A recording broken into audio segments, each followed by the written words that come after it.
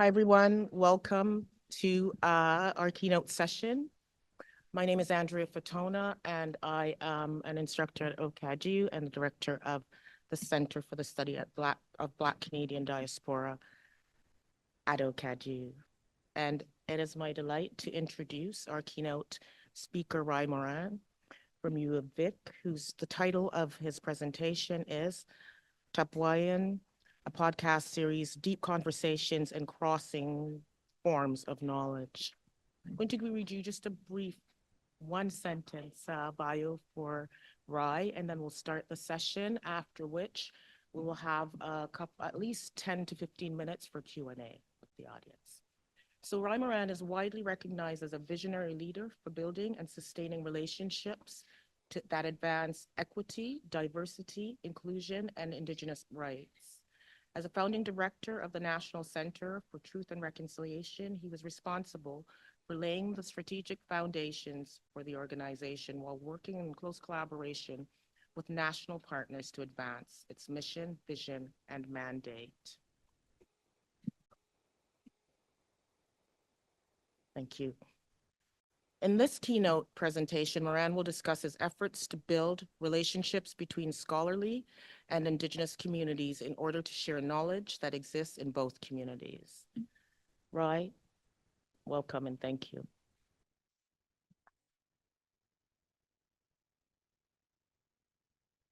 Thank you so much. So lovely to be here, and I really appreciate the opportunity to visit with you all and share a little bit about this work that I've been doing over the last couple of years, and more broadly, the work that I've been doing over the last number of decades, actually.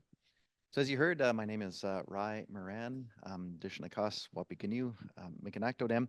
I am Métis from the Red River is where I trace my family to, and sorry, just advancing through the slides here. Here we go, like that. Oops. There we go. So this is actually just being a room of archivists, just thought I'd share this because it's actually part of my ongoing work of putting my own like minute by minute micro bits of my family's history together, actually. And this photograph I've been spending some time with lately because it actually depicts one of my ancestors, Mr. Lucier there.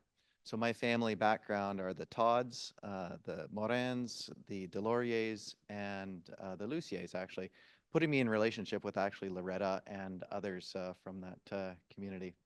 But just pausing here for a second, we're talking about how our archives come to life. I actually colorized this photo using Adobe Photoshop, and that took all of about 3 seconds. So to me, it really helps bring this photograph to life, and I just wanted to share that with you because it just helped me find this much deeper and more meaningful connection with the history there. So I'm going to be talking to you about this podcast that I've been working on. So it's Taapwaywin, talking about what we know and what we believe. You can see by the title here, a podcast that explores the intersections between truth, memory, power, and human rights. And a large part of why I wanted to do this podcast, it goes all the way back to this recognition that I had actually when I was a student at UVic, that universities are extraordinarily privileged spots. They're not perfect spots, they're complex spots, but they're privileged in that we get to spend time talking about important things and thinking through some of society's greatest challenges. And there's value to that knowledge, and there's value in that knowledge permeating the mainstream. And so often the knowledge remains cloistered on institutions, or it doesn't really reach mainstream audiences. And that's where I think podcasting has a real important role to play. The other part of this too was an effort to respond in a much more substantive or deeper manner to many of the questions I had been asked along my journey, especially with a lot of media interviews.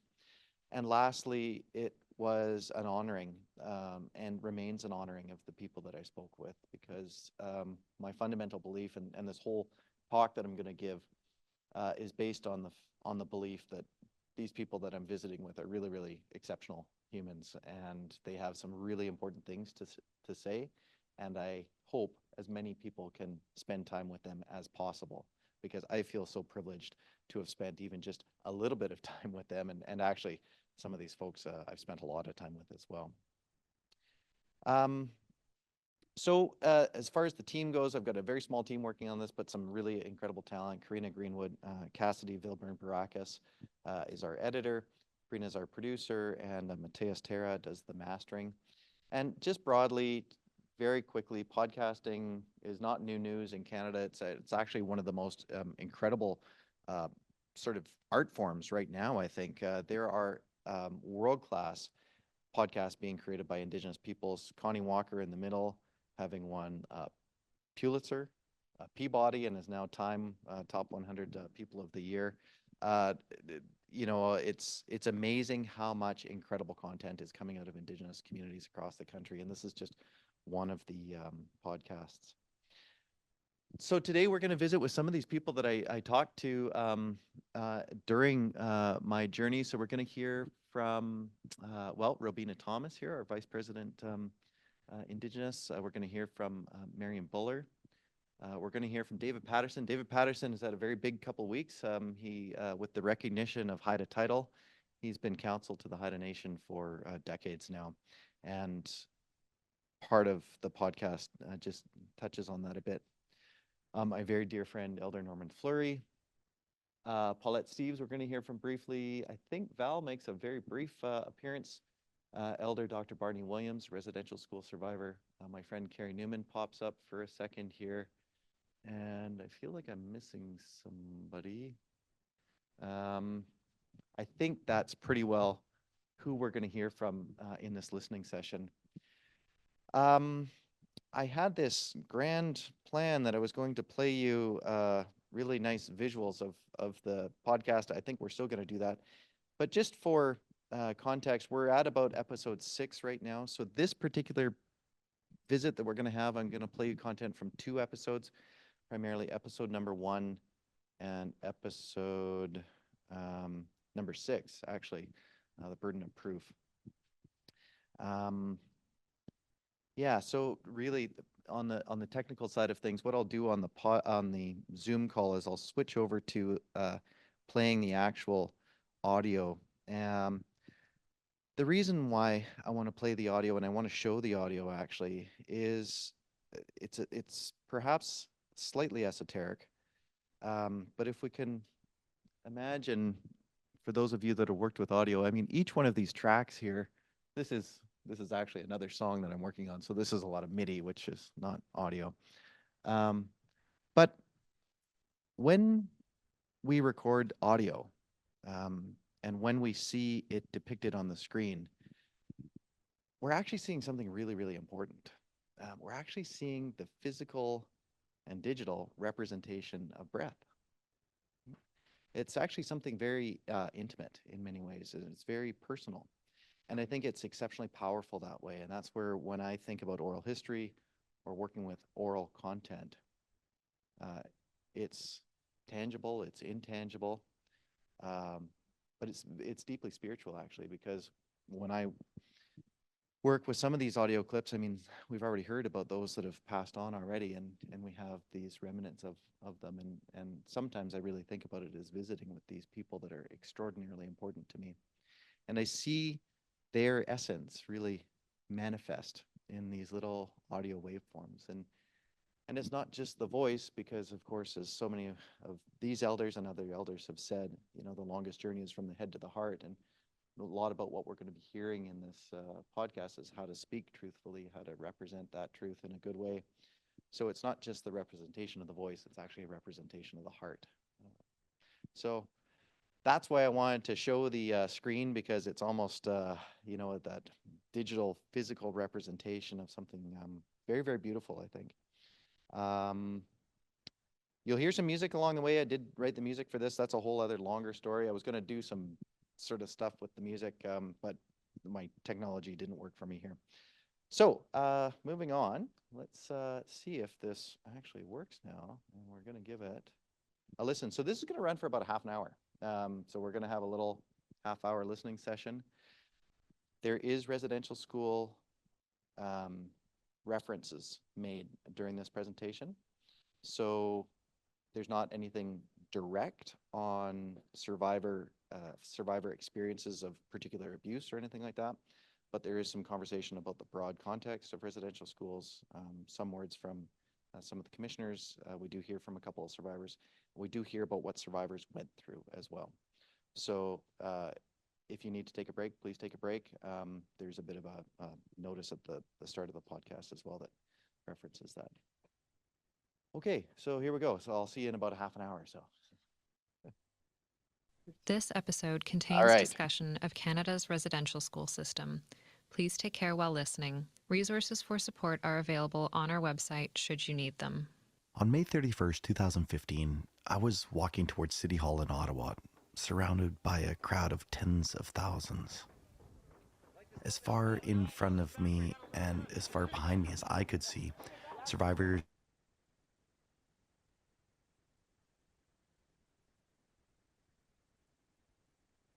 together in a spirit of truth and reconciliation. We passed Victoria Island,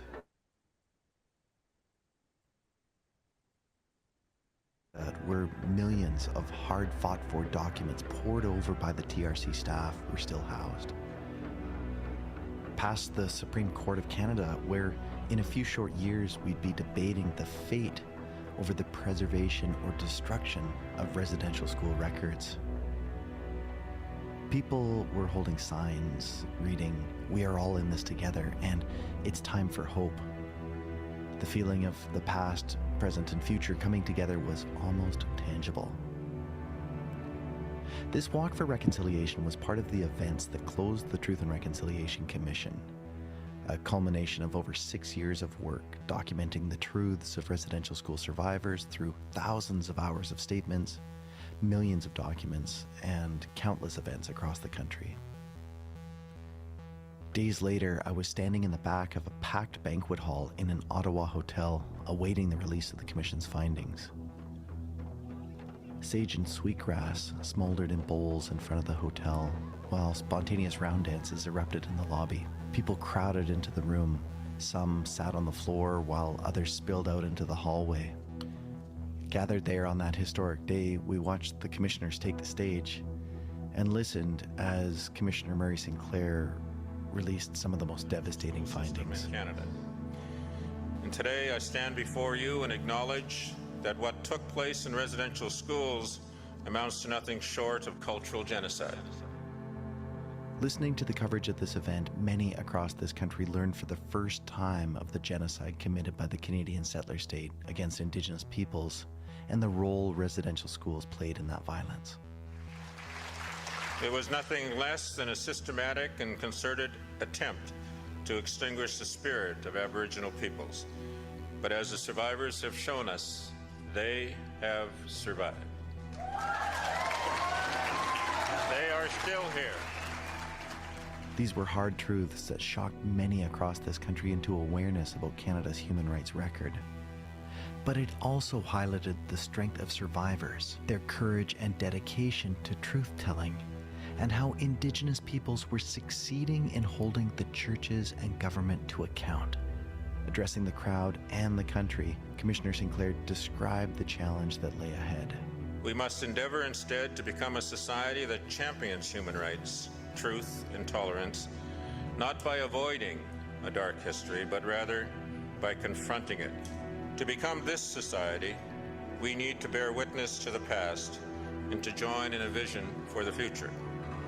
This must be the goal of reconciliation. As commissioners, we have described for you a mountain. We have shown you the path to the top. We call upon you to do the climbing. But in that same building where we were gathered, just several floors above us, staff from the National Centre for Truth and Reconciliation were still recording the statements of survivors, because there was still so much work to be done, truths to be shared, silences to be shattered. Even today, statement gathering efforts remain ongoing.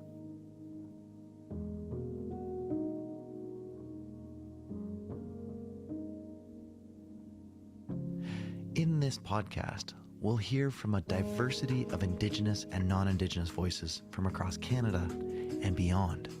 And the intention was to assimilate and erase Indigenous identity, which is the very definition of genocide. There was a willful attempt to exterminate a history and a memory and a possibility of even knowing. To continue a Canada without Indigenous law is to continue the colonization of Indigenous peoples in Canada. We're also going to celebrate the vital work of those who have fought tirelessly to make important truths known. But the more work that we can all do to discuss these truths, right, and to get these truths acknowledged in the public, the more that we can add and open those paths to healing. I never gave up telling my story in the hopes that somebody would hear the truth and accept it. Welcome to Taapwaywin, talking about what we know and what we believe, a podcast from the territories of the Lekwungen peoples and the libraries and archives of the University of Victoria.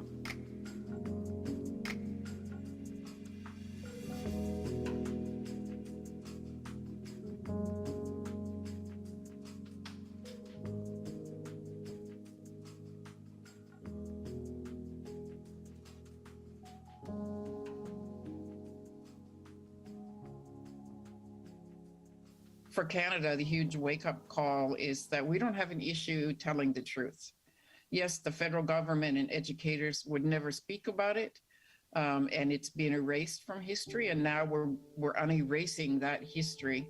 And that's a part of healing and reconciliation. You have to be able to give public testimony about what you've suffered or your community or family suffered to begin that healing process. It has to be acknowledged. For me, I guess I've always maintained that I would always tell the truth no matter what the consequences.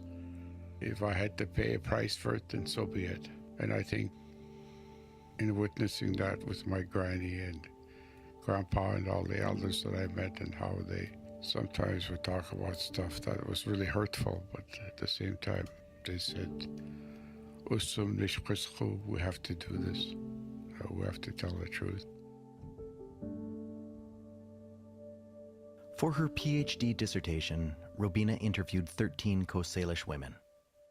One of the themes that came out of that, and one of the themes that was shared by all 13 women, obviously in different terminology, but all of them talked about how critically important it is to keep the past, the present, and the future connected at all times. And in our language, it's haha, which is sacred, yats ilas. She called this concept the sacred cycle, though cycle doesn't translate wholly between English and Halkominam. It means to kind of slowly stop and turn and look backwards and then look forward again. And so we don't have a word that transfers nicely, but that's as close as we could. And I actually thought that was really appropriate, that there isn't, a term for this, but this whole notion of just slowly looking over your shoulder or looking back. And when I would ask about this, everyone would say, Robina, we have to maintain our language. We have to maintain our culture and our tradition. And in my language, we have a term called Snawialth. And Snawialth is a collective term, like our philosophy of life. It's our teachings. There's all kinds of ways of looking at it. But collectively, all of these teachings are in place to make us the best human beings we can possibly be. So if we lose the language, we're going to start to lose teachings. And so it's really important that we don't lose the language. Language, too, is bound up in the intricacies surrounding truth. I had the good fortune, I would say a month ago, to be sitting in a student defense. And when we were done and all the academic work was done, her father asked for an opportunity to speak. And then he said, you have just witnessed Huam. And then he went on to say, you've witnessed an example of someone sharing their truth or telling a true or a real story. So Huam is true or real. Huiam is storytelling. And him linking the story of his daughter's experience in an Indian day school to ho huiam, this truth telling. And that one word, that one change from hui to ho stopped me in my tracks. And so for me, I've been sitting with that and sitting with those stories that make our lives are the truth. Truth to me is in the words of the elders. It's in the words of the storytellers, the knowledge keepers. That's where truth is. It's in our communities. It's in our stories, our creation stories. Well, when I'm at the university, we have a committee, and we have some Cree, a Soto, and Michifs. So we said, we're going to find a word that's going to hold us together, and that's the truth. That's the word came up through this one person. They had a ceremony, and this word came up through the spirits of the truth. So he said, Taapwaywin, that's in Soto, Taapwaywin. In Cree, it's Taapwaywin. In Michif, it's Taapwaywin. So that's the word we use on this task force, the elders task force, the truth. Norman described for us the way which Michif brings truth to life. I remember when I was a kid, when we'd walk through the bush, you could feel the feeling of those leaves under your feet. And as soon as you hear a sound, you knew that sound. Because we had a relationship. We knew each other. So, to understand. And when you talk about Taapwaywin, it's also to believe, you know. It's believing. It's truth, but it's also Taapwet and I believe it, you see. And when you say I believe in something, you got to make sure what you're saying is I believe that. Okay. See, that's why at home when we spoke, you spoke with powerful words. You didn't speak just to speak. You know, you have to use and good words, strong words. When you live something for generations and generations, you know it's the truth, or you wouldn't live it. When my grandfather used to tell us stories, those were the stories that he got from his grandparents. They lived it. That's the difference. You didn't have to talk about it, you lived it. It was vivid, you know what I mean?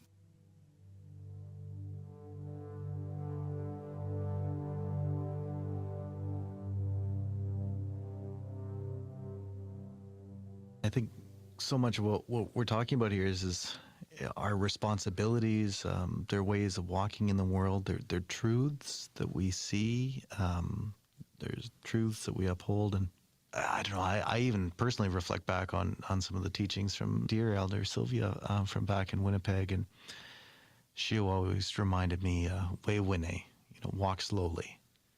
Don't run when you're traveling over rocks. You know, we don't use storytelling the same way that we used to use it years and years ago. And Augie Sylvester from Penellicut, shared a wild woman story with me. And we were taught as children that there was a wild woman, Taltalos Laheni, and she lived in the mountains. And she was mean and ugly and stinky, and she could fly, and she had a basket on her back, and she would come around the village looking for children. And it sounds horrible, and you think, why would you tell children this story? But what they told, as they told the story, was you need to make sure you're home before it's dark. And so they would tell children when the sun starts going down, you need to know, you need to pay attention, because how long is it going to take you to get home? And so pay attention, because you need to be home before it's dark. And so they told you all of the things. They told you to pay attention to your surroundings, and they guided and directed you not to take dangerous routes. And they taught you all of the things about your surroundings so you could get home safely. And Wild Woman was aware of making sure that you were that you were worried and you had to get home. You know, I think about how intentional storytelling was and purposeful. You didn't just tell stories to kill time. You told stories to teach. You told stories to protect. You told stories to keep our communities rooted in their culture and tradition, to know their creation stories, to know where they came from, to know the land where they came from. And so it was so purposeful and so intentional. And nobody will tell you a story just to tell you a story. They have to feel in their own minds and say, I think it'll be safe for me to share with this person. For me to tell my story today, if I didn't know you and for all these years and didn't respect you, I wouldn't tell you this story. Because where is it going to go? Is it going to waste someplace? Is my voice going to be gone out all over the place after I'm gone, you know? You got to protect your voice, especially when you're going to talk about things that are really mean a lot to you. It takes a lot to give something away. During our conversation with Norman, I asked him about the responsibilities we would need to be mindful of as we carried the stories throughout this podcast. You know, you got to be careful how you talk about things, because you can hurt yourselves more than you can do yourself any good sometime. All these things we're talking about now, it's all about words. Words matter. Words are very important. Like we talk about Taapwaywin, Taapwaywin, you know. We talk about Matawin, we talk about Koyashpik Square, Kayagakiaske.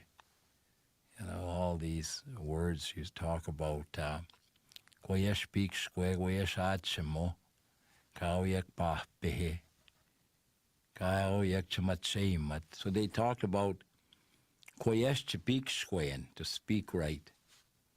Kaya chakakiaskian, don't lie. And kaya uyak chamachemat, that means don't disrespect a human being. If we want to leave a legacy, if we want to leave something, because what we're saying is we're saying, let's not ever let that happen again. So what do we put there to be able to deter that from ever happening again, you know?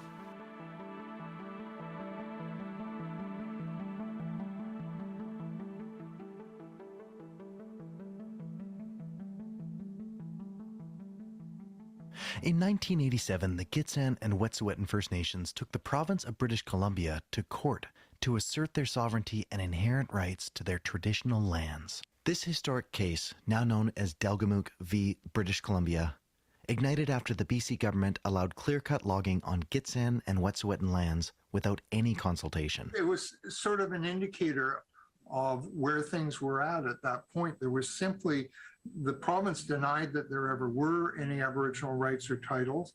David Patterson was on the legal team representing the Gitxsan and Wet'suwet'en.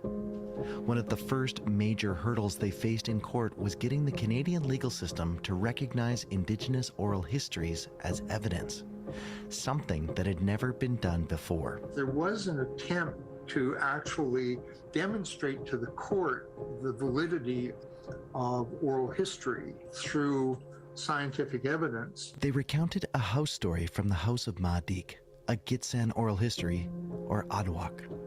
It describes a community living at the banks of a small lake, being disrespectful of the fish and creating waste through overharvesting.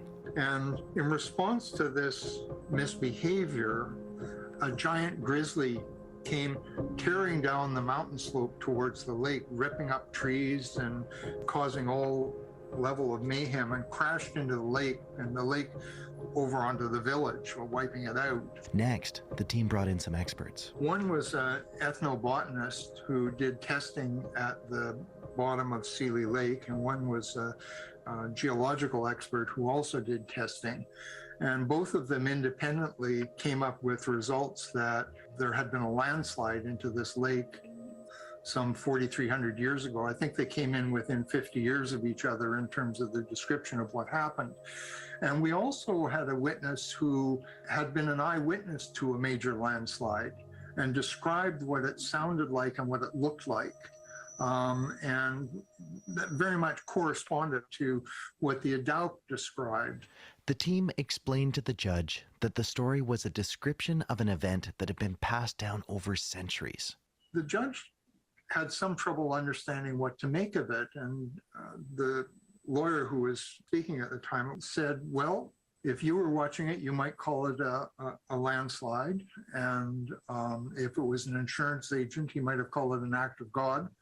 And the Gitxsan referred to it as a giant grizzly bear. But the fundamental fact is unmistakable that what they saw happen, regardless of whether they described it the way you would have described it, was provable and demonstrable. But that same BC court judge refused to recognize these oral histories as a legitimate form of evidence. And so what the judge said is all of this oral history is just stuff people have been told. They have no knowledge of any of these things. And furthermore, it's polluted because all of the evidence is coming from people who have a vested interest in the outcome. That caused the judge a great deal of problems, and as a result, he threw out almost all of the evidence of the Gitxsan. Because the Canadian legal system struggles to recognize Indigenous truths, at times representing outright hostility to these truths. It is interested in detail, in maintaining ways of knowing and being that made sense within colonial court systems, court tenets that rest on rejections of Indigenous ways of knowing and being. So what the court was grappling with is not directly the question of what is truth, but what can be identified as truth in a legal proceeding. The Supreme Court eventually recognized oral history as a legitimate form of legal evidence.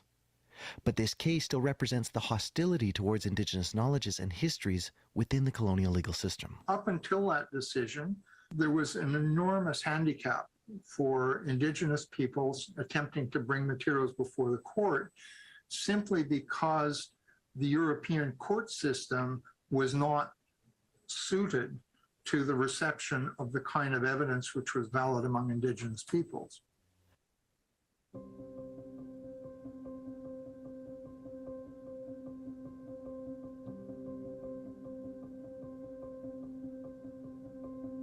Large part of this podcast, we're talking about not only the power of truth-telling, but of course the forces that operate against those truths coming out. And I've heard it firsthand from survivors that were even involved in that case, that process of cross-examination over and over again was brutal. And can you paint us a bit of a picture in terms of setting kind of the environment in which these truths were emerging in and some of the tactics that were being used by the church in Canada at that time?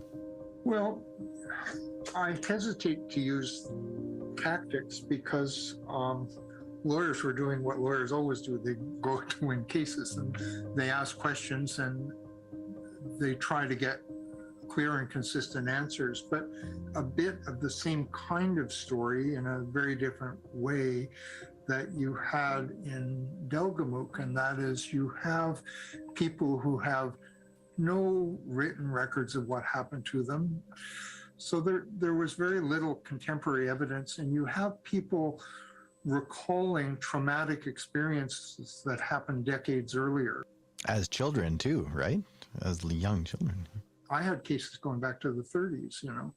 You had the kind of evidence that you would expect of somebody trying to recall these sorts of details, but it was impossible. You know, now when you went to the residential school, how did you get there? I got taken on a boat. And where did you sit on the boat? Well, I sat here. And what were you wearing? Which way were you facing? Who was sitting next to you? Who was sitting behind you? Where was the brother sitting? Were you able to see him where like massive amounts of details? The questioning would go on for days. The questioning of traumatic events. I saw things like, for example, a fellow was asked a question about his abuse and was obviously being traumatized and didn't say anything, was just sitting there. I don't know, he may have been gathering his thoughts, he may have been wishing he was the hell out of there, who knows, but the lawyer for Canada says, let the record show that it's now been 2 minutes since I asked that question. You know, sort of leaving the inference, because of course time won't show up on the transcript, but leaving the inference that he's taking his time to make up something. Government and church council demanded a level of precision and detail from survivors that was also impossible to provide. I have to admit that even for me, hearing these stories now makes me beyond infuriated. I saw cases where people would tell stories of more than one occasion of abuse, but would get the facts muddled between them. In a standard court proceeding, that's the end of the case. And very often you would get asked for evidence about, you know, somebody would come into the dorm and molest them. And so there'd be a great deal of description. And then the lawyer would sum up and say, that was the first occasion, right? And they would say that. And then what was the next occasion? And how many days later or weeks later or months later was that? And what day of the week was it? And what time of day was it? And so on and so forth. And then carry on the second one and then try and go to a third one. Well, there may have been 30 or 40 assaults. And at the end of the day, what you would see people is just bail out of the thing because they couldn't deal with this. And in their head, they had no way of separating that many incidents anyways. It was all just one great big trauma that was indistinguishable. And what was clear was that somebody had suffered multiple sexual assaults at the hand of an adult predator.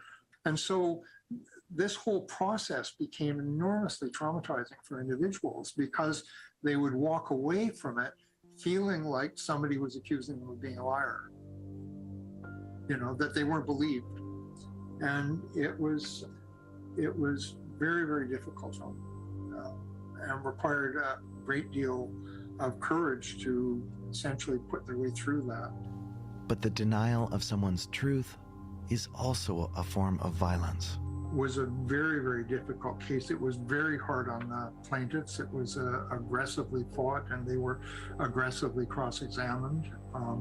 There were 2 suicides in the course of that case, one before the trial began and one during the trial.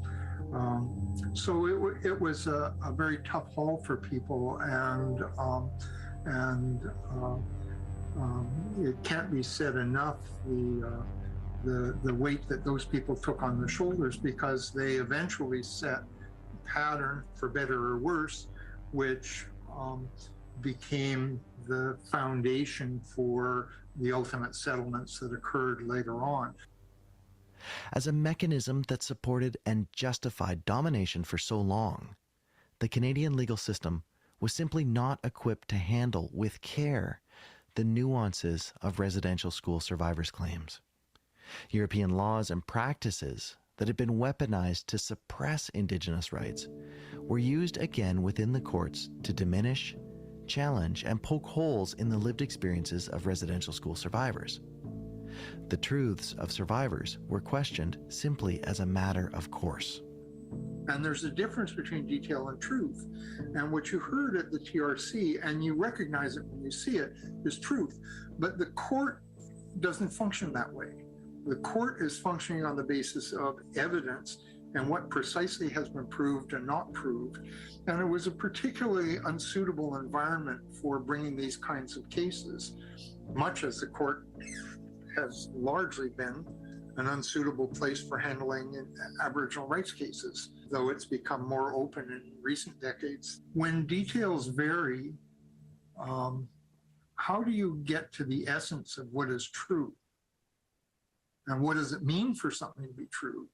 And, you know, if you can't reconcile, whether it's through compensation and damages or apologies or whatever, but if you can't reconcile without acknowledging somebody's truth, then you've got to be able to find a way of determining what truth means in these circumstances. And truth doesn't mean that it was a Wednesday and not a Saturday. Who cares? And my experience is that you saw the truth. Like you could identify it. It was sitting there in front of you, and it only required you to open your eyes and open your ears and listen.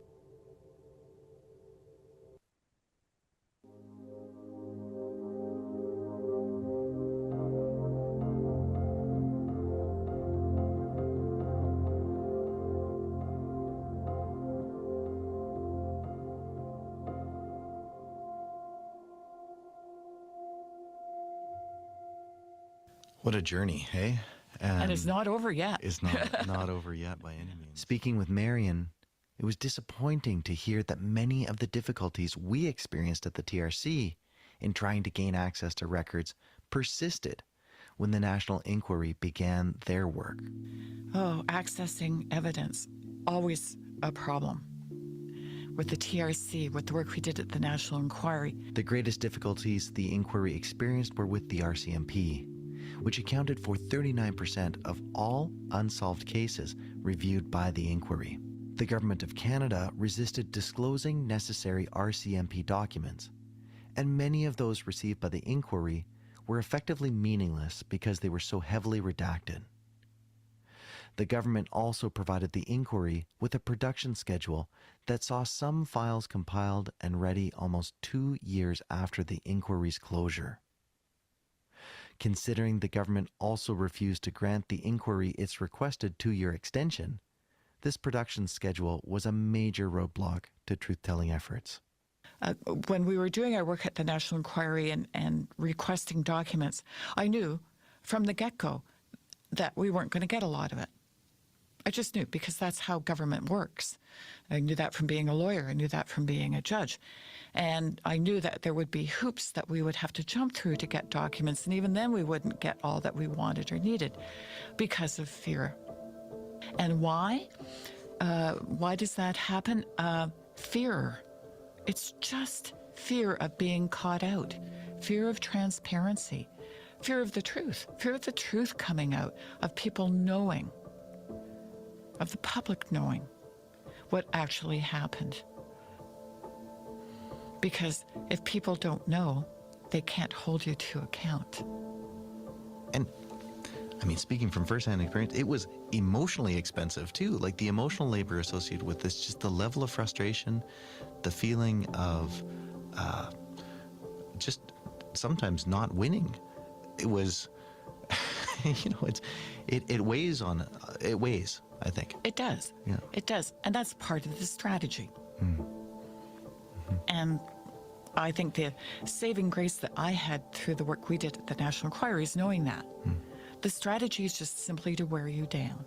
And so what you have to do is just dig in your heels and say, okay, bring it on.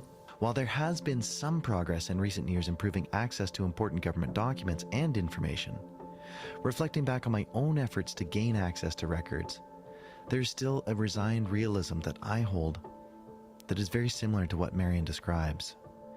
In hindsight, I would have approached my work at the TRC and NCTR with the recognition that we would be lied to, that information would be held back, and that everything we were told was subject to change.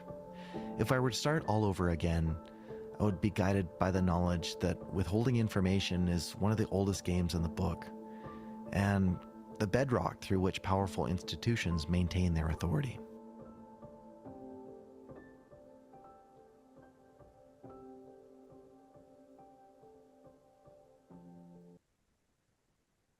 Be a good spot to leave it. Okay. All right. So that's part of the podcast, and I'll open it up for some discussion, I guess. Thank you for sharing those beautiful podcasts. As you were presenting, you know, I was thinking about a couple of things. Sorry for dropping my stuff all over the place. A couple of things really came into relief for me. And one, it's really about this podcast, your podcast as a form of embodied knowledge through this process and act of storytelling around bringing the truth forward. But also, you know, what was really, really interesting is when you talked about it being a representation of the heart, but also the visualization of the breath. So I want to actually start there with the visualization of the breath and what that might mean in the context of a kind of responsibility between us as various and differently identified humans, and how this notion of visualizing the breath and sharing that space of the breath becomes an actual radical shift in terms of how we think about what is knowledge and what is true. And also this notion of the responsibilities between us as individuals in relation to the story and storytelling. That's a good question. Thank you for that. I guess where my mind first goes with that is, picking up on what Elder Norman Fleury was speaking about, why do we share the things that we do? And certainly in the context of this podcast, there is that idea of never again. We share these stories to make sure that the bad patterns stop and that we can bring new, healthy knowledge in, or oftentimes in this case, old, healthy knowledge into the conversation. And I think that serves a really important purpose, because the big work, I think, of truth and reconciliation, at least, is that the truth isn't there to be a weapon. It's there in service of the establishment and maintenance of mutually respectful relationships. It's there to help promote healing, because we can't heal, of course, unless we hear from one another and we understand how injuries and harms have been inflicted, either at the individual or the collective level. And all of this, of course, fits into the broad work of healing. That the individual work of truth sharing to restore right relations is restorative justice, largely, right? The big societal work of healing states, nation states, where they've committed mass human rights violations is transitional justice. Moving states from patterns of deeply enmeshed violence to new orders, new realities, new narratives, new common and shared narratives that help promote well-being and respectful relationships. So in that, I think the truth is that the power of truth telling is a massive force in that, and hearing from one another. It's the diversity of our experiences, the diversity of our knowledges, and that, of course, ties to many profound and fundamental human rights, agency, self-determination, the ability, the protected rights to transmit knowledge through to future generations. I mean, these are fundamental human rights that are enshrined within the UN Declaration and other human rights mechanisms that I think place huge weight and emphasis on storytelling and sharing. Yeah, thanks for that. I'm just going to jump off and ask one other question around healing and the ways in which you've just talked about healing. And it seems to me, as you spoke about this process of healing, one that is really difficult for some of us, but also you talked about the responsibilities. You talk about responsibilities of telling the story. I think what I heard as well is kind of the responsibility of the receiver to hear that story. And so I'm going to ask you if you think that there is also a need for with that responsibility, that there has to be then again a response ability. So a response has to come from the state, from us individually as humans, but also that response is really another important step in this path to healing, possibly reconciliation. These are something I was hearing, and I'm just wondering if I'm hearing correctly or if I'm actually pushing the story somewhere else. Yeah, I think again, where my mind goes on that is, I think there is a responsibility, because there's an exchange. There's an exchange of that which is shared and then that which is heard, and the listening part of that is active, and it's like very engaged, and it does very much come along with responsibilities. Sometimes, but it doesn't necessarily have to immediately translate to action, though, right? Because like we can sometimes get trapped in that, it's your typical bad communication type thing where you just immediately move to solution making, and it's like, well, I want to fix this right away. And sometimes certain things are such big truths or such weighty statements that they actually need to be sat with and reflected on at length, and maybe visited and revisited over and over again.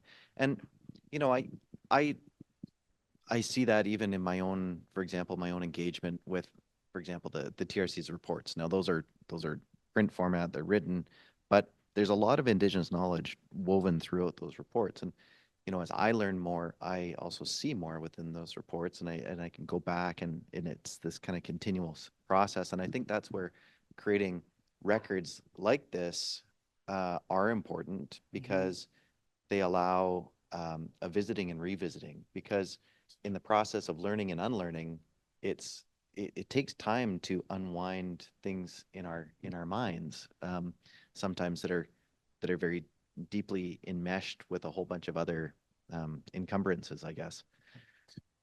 So, broadly, I think too, we heard it, I think yesterday. I mean, the act of listening is also very, very powerful in that it's affirming, and especially when it's done without judgment or disbelief, right?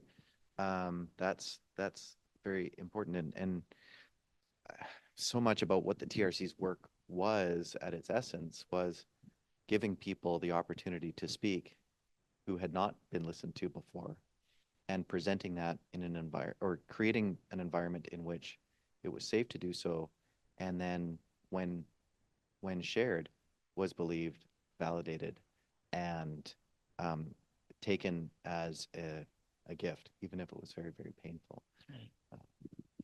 Thank you. I won't take up the whole time, so I'm going to open it up to folks for questions. Questions in the room, questions online. Sarah? It's a bit of a comment, and I'll try and weave it into a question. Yeah, I had the pleasure of listening to the podcasts when I discovered them and wanting you to come here. And then they're just amazing to listen to again. So I just wanted to talk a little bit and sort of amplify the role of story. So there's two amazing stories in there. One has to do with how you teach children through narratives. So, and I love it. This should be the slogan for maybe the event, which is "Don't run when traveling, over rocks." But the great wild woman story about, she's there as this kind of fear, but packed into her story are all these lessons about how you get home safely. Again, maybe it's a great metaphor for ending this event too. And then the other one, which is sort of about science, it is about science, but it's about what happens when you overharvest, and then there's a landslide. And that scientific observation, but it's embedded in the story of the charging bear, who's a mythic figure. So I guess just if you can talk a little bit more about the formation of this sort of phantasmagorical stories. There's a whole movement very strong right now in Indigenous futurism that in some ways is kind of mining, I think, some of these. But what's really great is to actually have access to those original stories that clearly have a function.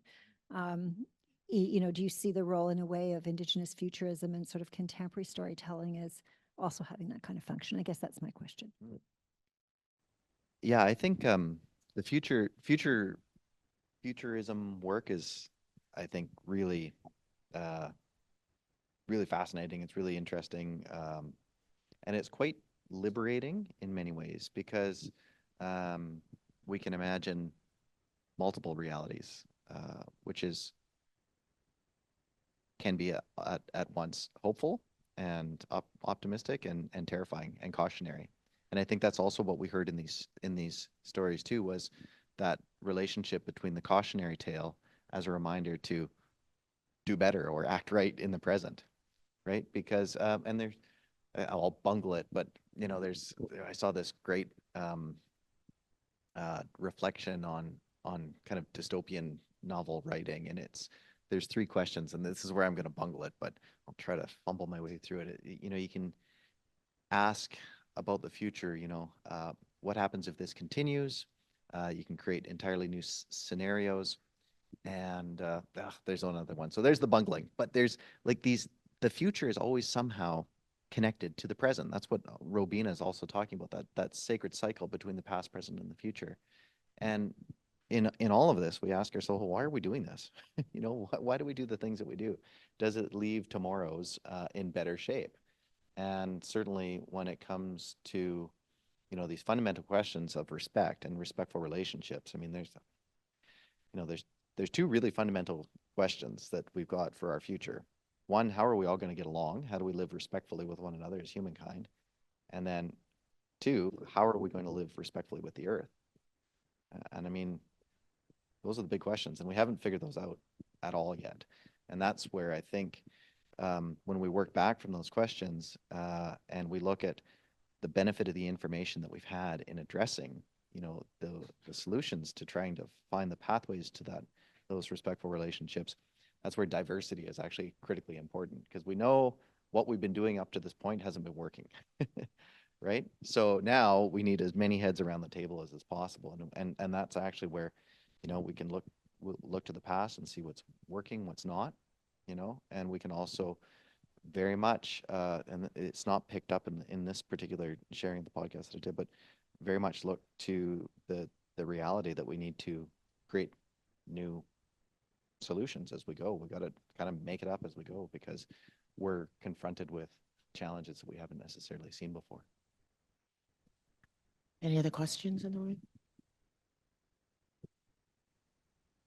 Thank you so much for this. I had one question, but now I have two questions. My first question was about Norman Fleury's commentary on speaking right, or using good words, using right words. And I was curious to hear your thoughts about the relationship between that sort of guidance and the editing process. Especially because it sounds like these are people that you've worked with so closely and share ancestral histories with. And then my second question is, I was looking at the transcript of the podcast to find the speaker's name, and I'm noticing that there's not a transliteration of, I'm so sorry, I don't know how to pronounce the name of this language. Yes.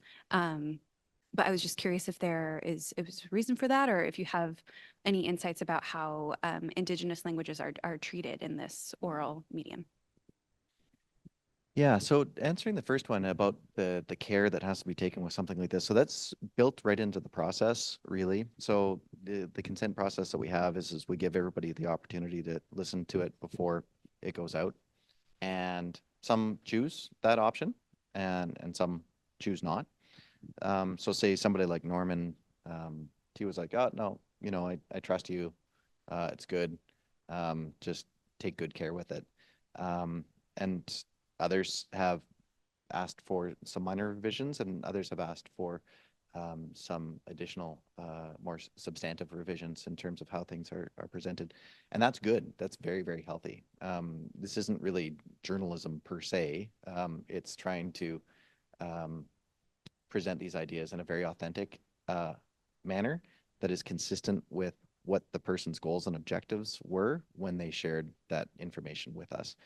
So these are also oftentimes very, very long interviews. You know, they're an hour and a half, or 2 hours or something like that. So, you know, even here we listened to about half an hour's worth of material, but, you know, we heard from 3 or 4 speakers, 5 speakers. So that's like 6 hours of which is kind of typical with documentary kind of work, right? And there's a lot of stuff that ends up not being put in. Part of what it is, you know, editing, like anything, you're trying to just come down to, you know, core essence, really, of what was said. And I think, you know, Norman was speaking about that as well, that the effect that the idea of speaking powerfully has on as a guide or as a value in this work is the idea to try to, you know, help things have as much weight as they can. Yeah, in regards to the Indigenous languages, so I'll have to go back and look at the transcript there and see what's in there, because I don't entirely know off the top of my head. But what I do appreciate, and this is something that goes back a really long period of time, is anytime there's an opportunity to record Indigenous languages, it's a good opportunity. even if we don't necessarily know what to do with it in the present. It's always good. Good, and the reason for that, it's sort of like it's always good to record elders, and it's always actually good to just give people the opportunity to share things that are important for future generations, including family members and people that we love and care for around us. Because there is that inevitable reality that sometimes, well, people are not there anymore. And the difficult reality with, of course, a lot of Indigenous languages is that they remain threatened. And there's a lot of really hard work to ensure these languages are thriving, and a lot of really good work happening. So I think just from a basic sort of overall recording perspective, recording Indigenous languages is always the right answer. And the more of that can be done is always good. And I think, just listening to some of my friends who work really deeply in that, they talk about these L1 speakers too, like, fluent native speakers that grew up with the language from, they're really the really, really critically important, because that's something that has been at risk, of course, due to residential schools, and is of significant cultural and historical value. Thank you so much. And the one thing I really actually thought about as you were ending here is this notion of Carlos Fuentes actually put it forward about imagining the past, particularly when we don't have access to it, but definitely remembering the future. So I feel as if the work you do here is actually really doing that kind of work of remembering the future and what we need to do in almost an archival way as well to preserve it for others to come. So thank you very much.